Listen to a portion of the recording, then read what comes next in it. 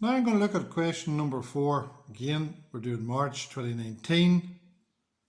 It's the higher tier, it's the double award physics, it's unit paper 1. You'll get it on the CO website. It's a question on pressure. In the textbook, it's page 371. And I'll just do a mind map on pressure. So, pressure. It's the force divided by the area. That's what pressure is. There's loads of different pressure. There's blood pressure, there's atmospheric pressure, there's tire pressure, there's pressure of walking across the floor in your shoes and snowshoes. Lots of different types of pressure. Pressure is measured in newtons per meter squared. It can also be newtons per centimeter squared. Don't forget that that's the same as that. Bring the indice up, or newtons per centimeter squared. Force has to be in newtons. And remember, watch the dirty trick of the examiner. They'll maybe give you mass. So the mass, we know the link there, where we have weight, which is force, is mass by g. And usually we're on the planet Earth, so it's mass by 10. If you're on the moon, it'll be 1.6, so that's your newtons. And area is usually in meters squared or centimeters squared.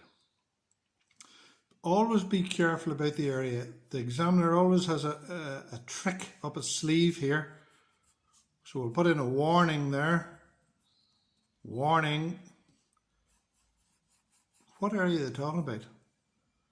Is it one leg, 2 legs, 4 wheels, 2 wheels, 1 wheel? So what else do we have that we need to know? Again, what's the relationship here?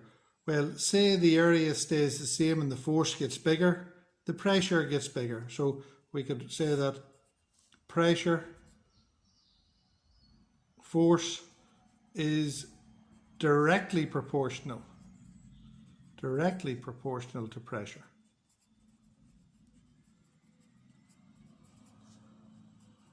That's one thing. The other one is area. Say the force stays the same and the area gets bigger. Pressure is inversely proportional to area. Proportional to area. So just have a quick look at this. So in other words, we're going to say that the area stays the same. And we're going to look at the relationship between pressure and force. So if the force gets big, the pressure gets big. The area is now staying the same. The force gets small. The pressure gets small. Force is directly proportional to pressure. That's assuming the area stays the same. You can only ever change 2. Now I'm going to look at the relationship between pressure and area. This time the force has to stay the same. If the area gets big, the pressure gets small. If the area gets small, the pressure gets big. That's all we need to know for pressure. Now you could take that you could write that out. You could learn it. Learning takes time. You can then practice. Practice makes you better. So let's have a look at the question. There's the question. Lovely sofa. It says a sofa of weight 720 newtons. 720 newtons, that's a weight. Exerts a pressure on the floor. There's the floor. And remember, there's 4 legs in this. Calculate the mass of the sofa. I'm looking 2 marks here. So there's the first mark. W equals m multiplied by g. Weight in newtons, mass in kilos, g meters per second squared. So it tells me that 720 is equal to mass by 10. Now, don't fall for this, please. 6 is equal to 3 by 2. 6 divided by 3 is equal to 2. So 720 divided by 10 is equal to m. Look, 6, 3, 2. There's the simple one. Slightly harder. 72 is equal to m. So the mass is 72 kilos. 2 marks I'm looking. One's for the formula, the other's for the working out. Grand. Let's see the next one now. Now, be careful. Each of the sofa's 4 legs has an area of 6 centimetres squared. So the area is 24 centimetres squared.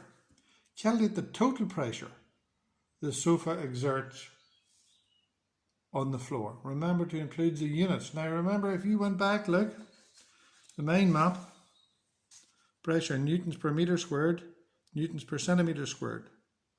Now the newton per metre squared, we'll just put a little addendum into that. That's known as a Pascal. Pascal. 1 newton per metre squared is 1 Pascal. So we're looking 5 marks here. So pressure equals force over area. Mark for that. Put it in a box. Roundy brackets. So what's the force? 720 divided by 24. Get the calculator. Always check your calculations twice. 720 divided by 24. 30. Do it again. Again, just in your head, that's a big number divided by a small number. I'm going to get a small number, just in case you've done something wrong. So 720 divided by 24. 30. Now, that's newtons and that's centimetres squared. So it's newtons per centimetre squared. So it's 30 newtons per centimetre squared. You see the way I've actually just changed that? That is the same as that. Did I get the 5 marks? 1, 2, 3, 4. What's the other mark for? Formula. And you get another mark for that, 24. The legs of the sofa are placed in leg holders that are designed to prevent the floor being damaged. Explain how the leg holders help to reduce the damage of the floor now. So you're increasing the area. And remember we talked inversely proportional. So we're going to say the area of contact is increased, so the pressure on the floor is decreased.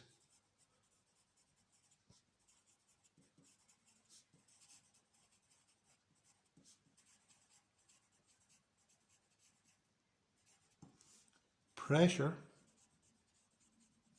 and area are inversely proportional.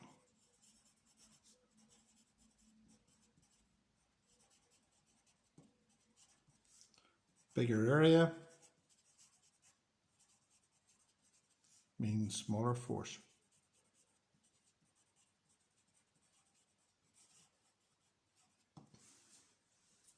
There's that question done.